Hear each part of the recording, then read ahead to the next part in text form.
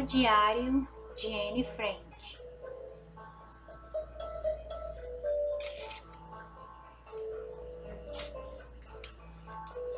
Muitos de vocês já ouviram falar de Anne Frank e seu diário. Porém, a maioria não sabe sobre a sua história real. Só sabe que ela era uma criança e que escreveu um diário.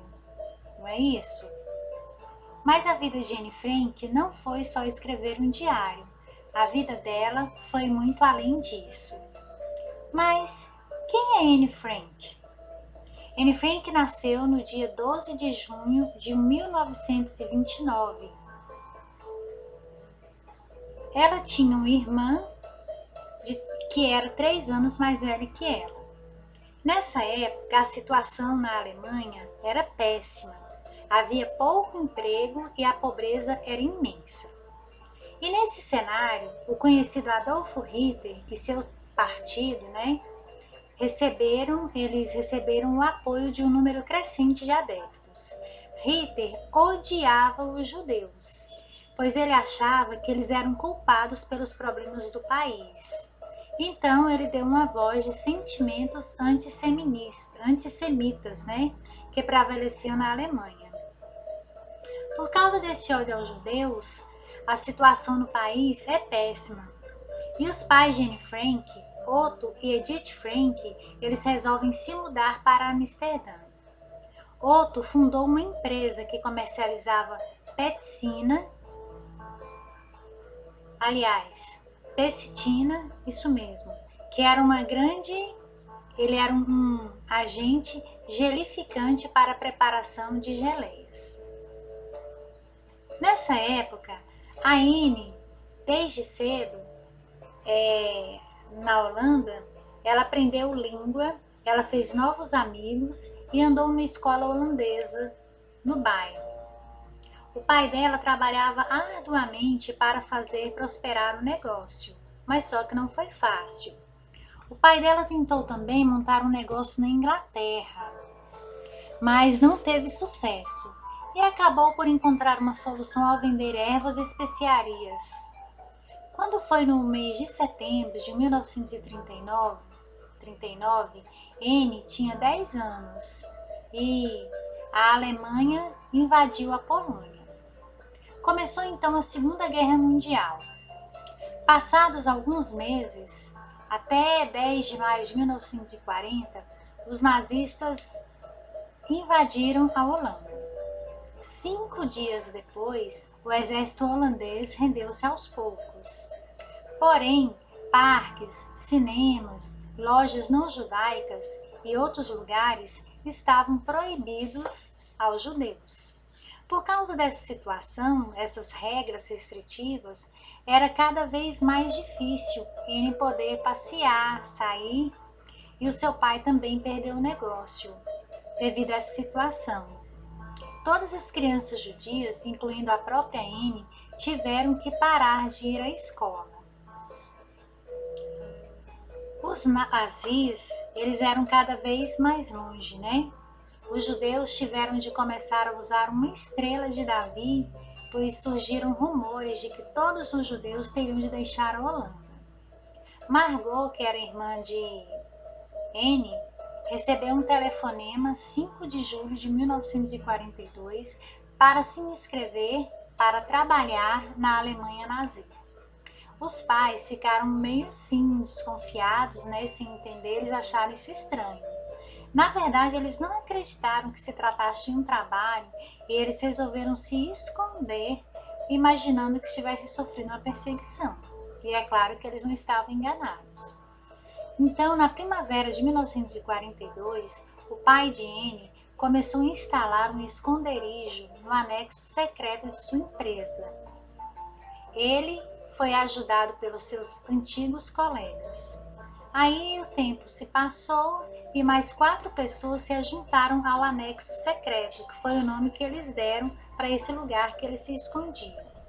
O espaço era muito apertado, só que Anne tinha que permanecer muito silenciosa, pois estava sempre com medo, tanto ela quanto todos os seus parentes. Pelo seu 13º aniversário, N, pouco antes de passar a viver no esconderijo, ela tinha ganhado um presente do seu pai, que era justamente um diário. Então, durante os 2 anos em que ela ficou ali escondida, ela começou a escrever sobre o que estava se passando lá dentro daquele anexo secreto, né? Mas também tudo o que ela sentiu, o que ela pensava, ela foi colocando dentro desse diário. Além disso, as histórias curtas começavam um romance e anota a passagem de livros que lia enquanto ela fazia isso para suportar a situação difícil daqueles dias. Quando o Ministério da Educação do governo holandês no exílio, na Inglaterra, fez um apelo da Rádio Orange para manter diários e documentos de guerra, N teve a ideia de reescrever os seus diários individuais como uma história, né? O Anexo Secreto, que foi esse o título. Mas não para por aí. A história ainda vai longe. Infelizmente, o esconderijo foi descoberto. Ana começou a reescrever o seu diário, N, né, na verdade, ela começou a reescrever o seu diário e antes que ela pudesse terminá-lo, ela e as outras pessoas que estavam escondidas foram descobertas e presas pelos policiais no dia 4 de agosto de 1944. A polícia prendeu 2 pessoas que também estavam os ajudando. Apesar da busca, uma parte dos escritos de N eles foram preservados, né? 2 amigos salvaram os documentos de N, que era aquele anexo, né? Que naquele momento, que era aquele diário, que naquele momento não era exatamente um documento, ele não era oficial. Depois, com o passar do tempo, o Serviço de Inteligência da Polícia de Segurança alemã, ela optou pela prisão em Amsterdã e pelo campo de trânsito. E as pessoas escondidas foram enviadas para o campo de concentração e extermínio. Na viagem do comboio, essa viagem foi longa, ela demorou 3 dias e N e mais muitas pessoas, por volta de 1.000 pessoas, viajaram muito apertadas, em condições muito desumanas, num vagão de gado. E ali tinha pouca água, pouca comida, né? E assim a situação era lastimável, provavelmente muito calor, né? Era horrível. Ao chegar no lugar de destino, os médicos avaliaram quem podia ou quem não podia ser submetido ao trabalho forçado pesado. Por volta de mais ou menos umas 350 pessoas que viajaram com N, daquelas 1.000, né, 350 foram mandadas para a câmara de gás, ou seja, todas foram mortas. N foi enviada para o trabalho com as mulheres, juntamente a sua irmã e a sua mãe. Outro, que era o pai dela, ficou junto com os homens. No início de novembro do ano de 1944, N foi transportada novamente. Dessa vez ela foi junto com a sua irmã, né, para o campo de concentração. Os seus pais ficaram na cidade anterior.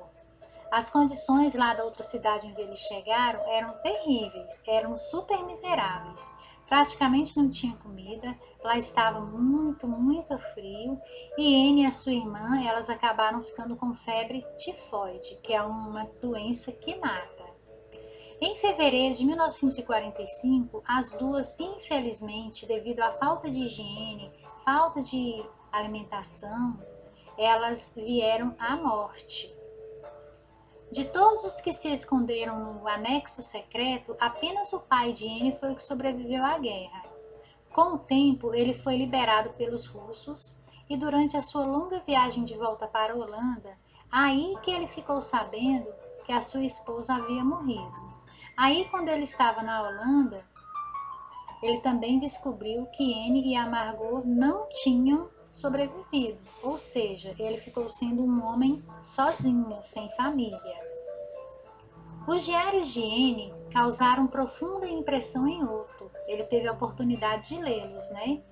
Ele leu que Anne queria se tornar uma escritora ou uma jornalista e ela pretendia, quando estivesse maior, publicar todas as suas histórias, que era a do seu, vamos dizer, entre aspas, livro, né, Anexo Secreto. Então, um dos amigos do pai de Anne o convenceu a publicar esse diário que ela tinha feito, e ele foi publicado no dia 25 de junho de 1947. E nessa época foi uma edição de 3.000 exemplares, foi o maior sucesso, né? Mas o negócio cresceu, não ficou só aí.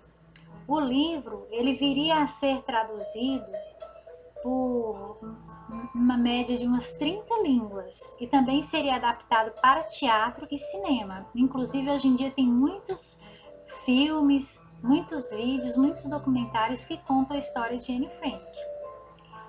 E pessoas do mundo todo vieram a conhecer essa história, né? E quando foi no ano de 1960, o esconderijo tornou-se um museu, chamado A Casa de Anne Frank.